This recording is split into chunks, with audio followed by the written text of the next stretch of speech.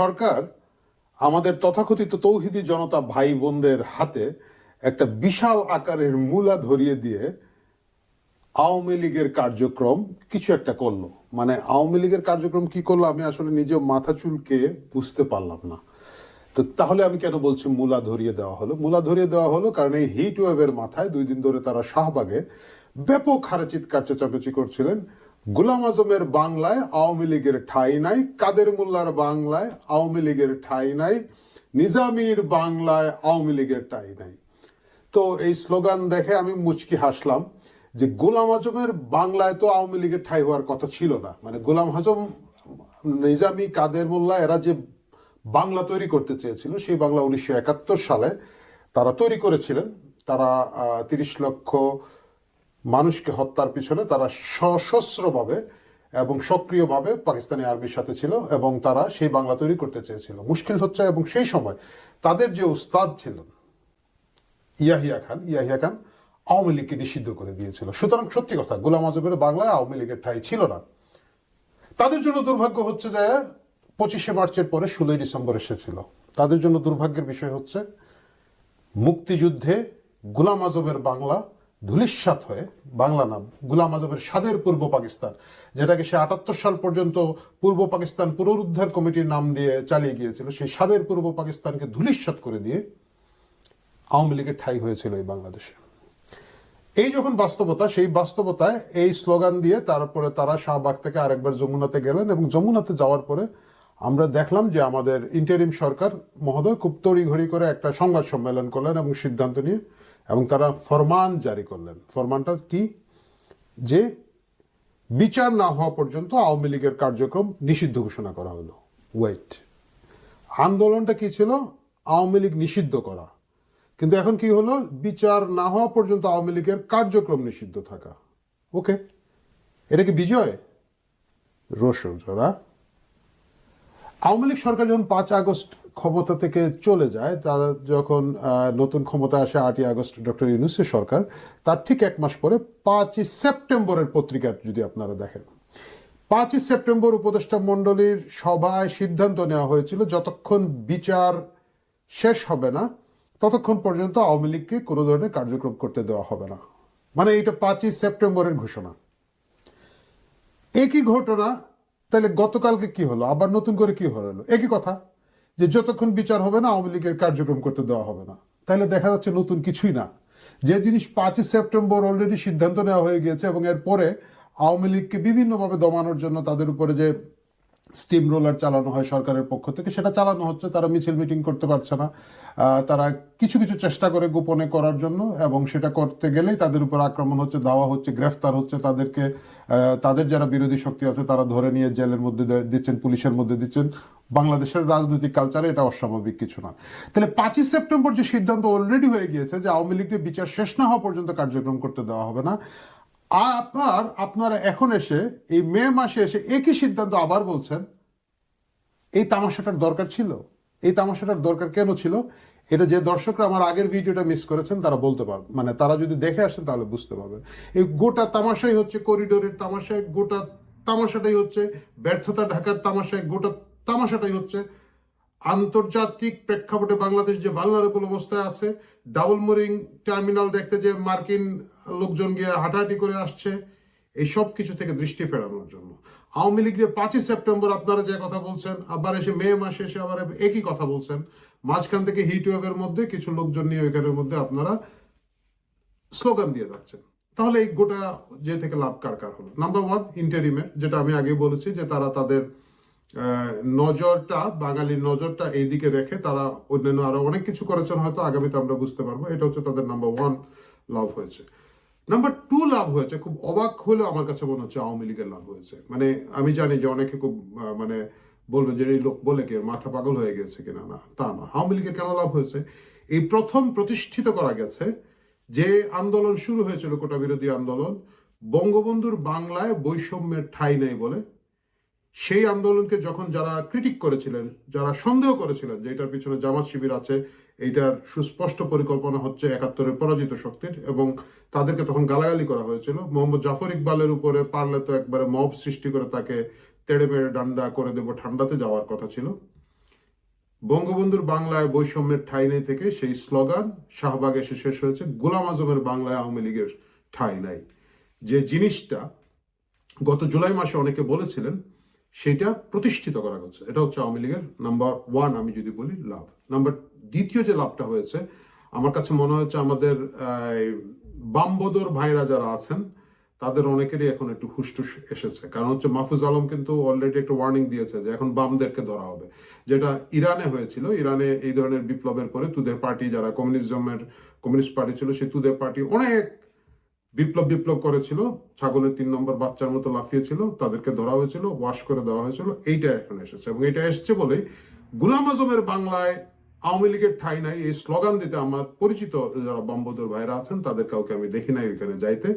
এটা সুস্পষ্টভাবে আমি যদি মনে করি যে জুলাই অভ্যুত্থানের সাথে যে শক্তিটা ছিল তার সাথে অফিসিয়ালি কালচারাল যে সেক্টরটা ছিল এবং ফার রাইটিস্ট, এই দুইজনের একটা পরিষ্কার বিভাজন এখানে তৈরি হয়ে গেল। এখন তারা আলাদা আলাদাভাবে এই জুলাইয়ের স্পিরিটটাকে ক্যারি করে যাবে। একটা হচ্ছে ফার রাইটিস্ট গ্রুপ ক্যারি করে যাবে যারা বলবে গোলাম আজমের বাংলায় আওয়ামী লীগের ঠাঁই নাই, আর আরেকটা গ্রুপ যারা এখন তাদের বিশ্বাসযোগ্যতা নিয়ে, তাদের বুদ্ধিবৃত্তি নিয়ে তারা নিজেরা হয়তো দ্বিতীয়বার একটু চিন্তা ভাবনা করবেন যে আমরা কাদেরকে ফুয়েল দিচ্ছি, কাদের সাথে যাচ্ছি, এবং আসলে কি আমরা গোলাম আজমের বাংলা মেনে নিচ্ছি কিনা না। আমি দেখলাম প্রফেসর আনম মোহাম্মদ অলরেডি এটার একটা মানে ওনার ভাষায় যেভাবে করেন একটা হালকা প্রতিবাদ করেছেন, এবং আমার ধারণা আরো অনেকেই এইটা চিন্তা করবেন যে গোলাম আজমের বাংলা আদৌ সেই গোলাম আজমের বাংলা আমরা থাকতে চাই কিনা না।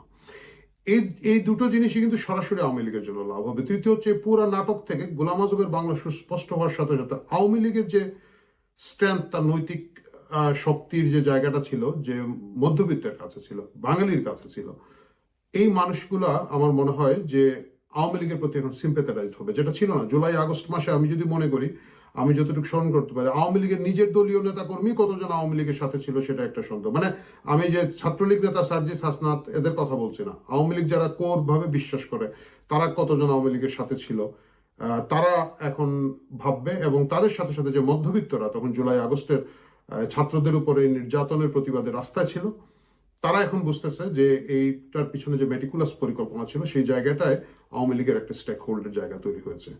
আলটিমেটলি আওয়ামী লীগের কোনো ক্ষতির জায়গা আমি নতুন করে দেখছি না। আওয়ামী লীগ জুলাই আগস্ট মাসেও মিছিল মিটিং করতে পারতো না, আগস্টের পরবর্তীতে মিছিল মিটিং করতে পারতো না, সেপ্টেম্বরের 5 তারিখ অফিসিয়ালি নিষেধ করা হয়েছে যে তারা করতে পারবে না, এখন মে মাসে আবারও নিষেধ করে দেওয়া হয়েছে। তবে আগামীতে আওয়ামী লীগের বিচার সাংগঠনিকভাবে হবে এবং সেইখানে আমি যদি এখন মনে করি যদি পরিস্থিতির পরিবর্তন না হয় তাহলে আওয়ামী লীগকে অফিসিয়ালি নিষিদ্ধ করে দেওয়ার একটা চেষ্টা থাকবে এবং সেটা হয়তো হয়ে যেতে পারে।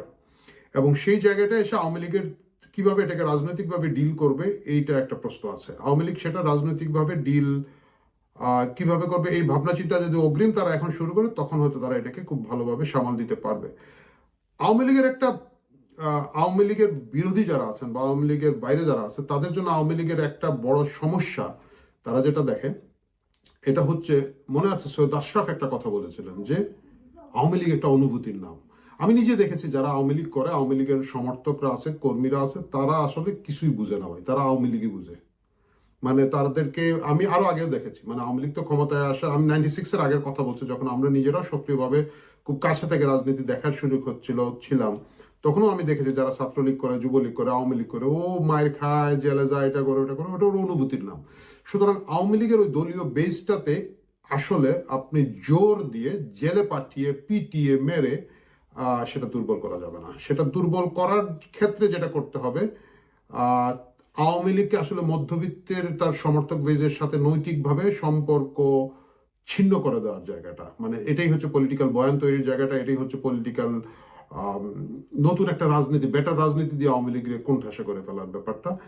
এইটা এই ইন্টারিম সরকার পারবে না। এবং ইন্টারিম সরকার যাদের ঘাড়ে মাথা দিয়েছে বলবো, বা যাদের ঘাড়ে পা দিয়েছে যেভাবে আপনারা বলেন, বা যারা তাদের মাথার উপরে পা দিয়েছে, সেই জামাত শিবিরের ব্লান্ডার এটা হবে না। আপনি শাহবাগে গোলাম আজমের বাংলায় আওয়ামী লীগের ঠাঁই নেই বলে আওয়ামী লীগের ক্ষতি করতে পারবেন না। সেটা আওয়ামী লীগের কর্মী সমর্থকদেরকে আরো বেশি স্ট্রেংথ দিবে। এবং তাদের যে পেরিফেরিতে যারা আছে, যারা মৃদু সমর্থক, হালকা সিম্পেথি আছে, এরা যখন পছন্দ করার জায়গায় দাঁড়াবে যে আমরা কি গোলাম আজমের বাংলায় থাকতে চাই না বঙ্গবন্ধুর বাংলায় থাকতে চাই, আমরা কি গোলাম আজমের বাংলায় থাকতে চাই, নাকি আমার নিজের বাংলায় থাকতে চাই, আমার পূর্বপুরুষের বাংলায় থাকতে চাই, তখন পক্ষ বেছে নেওয়া বেশ সহজ হয়ে যাবে এবং সেটা শেষ পর্যন্ত গিয়ে আওয়ামী লীগের জন্য লাভবান হবে বলে আমার কাছে মনে হয়। কি বলে মানবিক করিডোর টরিডোর হলে ওইটা যদি একটা লাভ হয়ে থাকে, গুড, এটা হয়েছে।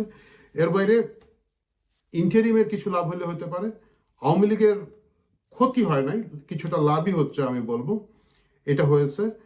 আর আমার কাছে মনে হয়েছে যে খুব ম্যাচিউরড আচরণ করেছে বিএনপি এই অন্যের মাথায় লবণ রেখে খুব স্মার্টলি বড়িটা খাচ্ছে। বিএনপি প্রসঙ্গে আমরা আগামীতে হয়তো আরেকটা পর্বে কথা বলবো। সবচেয়ে ক্ষতি হয়েছে আমার কাছে মনে হয়েছে national NCP, national citizen party যারা আছে তাদের, কারণ তারা যে জামাতেরই একটা ডিম ফুটে বেরোনো বাচ্চা, তাদের যে এই কোকিলের ডিমটা আওয়ামী লীগের কাকের বাসায় রেখে এখন ফুটে আসার পরে তারা আবার জামাতের কাছে চলে গেছে। গোলাম আজমের বাংলায় আওয়ামী লীগের ঠাঁই নেই স্লোগানের মাধ্যমে তারা এত নোংরাভাবে উগ্রভাবে প্রকাশ করে দিয়েছে। তাদেরকে ডিল করার জন্য তাদের যারা রাজনৈতিক প্রতিপক্ষ আছে তাদের জন্য এখন খুব সুবিধা হবে। মানে আপনি যখন আপনার প্রতিপক্ষকে চিনে ফেলবেন তারা কারা, কিভাবে কাজ করে, তখন আপনার পক্ষে তাদেরকে পলিটিক্যালি মোকাবেলা করা অনেক সোজা হয়। এনসিপি জামাতের একটা অঙ্গ সংগঠনের মতো হয়ে যে আচরণ করে এখন বেরোলো গত 2 দিন শাহবাগের নাটকের মাধ্যমে, সেটা তাদের রাজনৈতিক সম্ভাবনা আগেও নষ্ট ছিল, এখন একেবারে ধূলিসাৎ করে দিল। এটাই এখন মনে হচ্ছে। দেখা যাক আগামীতে কি হয়।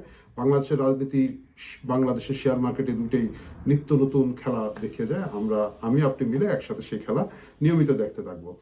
দয়া করে যদি চ্যানেলটা কি যেন লাইভ সাবস্ক্রাইব এগুলো করে থাকেন ভালো, কারণ হচ্ছে আমার রিচ কমিয়ে দেওয়ার বিভিন্ন চেষ্টা হয়। আমার অনেকগুলো ভিডিও আছে আমার একেবারে নতুন যারা মানে সাবস্ক্রাইবার যারা তাদের ফিডে পর্যন্ত যায় না, এটাও আমি জানি। সুতরাং যদি ওই ক্ষেত্রে একটু সাহায্য করেন আমার উপকার হয়, আপনার নতুন কোনো উপকার হবে না। কথা হবে বন্ধুরা পরের পর্বে অন্য কিছু নিয়ে।